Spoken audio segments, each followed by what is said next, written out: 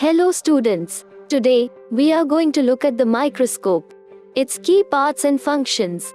These three parts are called as the head, base and arm.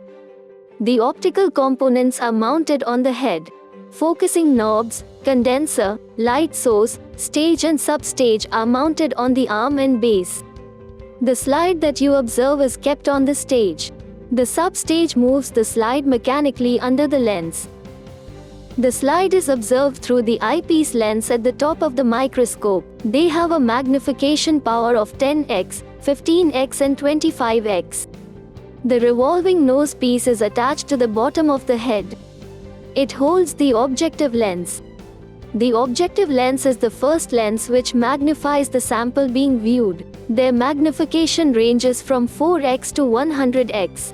The coarse and fine adjustment knobs are used to move the eyepiece lens and other optical components inside the head closer and further from the specimen. Finally, we come to the light source, condenser and diaphragm. The light source can be a mirror which reflects natural or artificial light falling on it towards the specimen through the opening in the aperture. The light travels through the condenser to the slide, which helps in getting a clear image of the specimen. The amount of light falling on the specimen can be controlled using the diaphragm. These, in short, are the various parts of the microscope and its functions. Hope you enjoyed this video from Stimulate. To know more, visit stimulate.com today.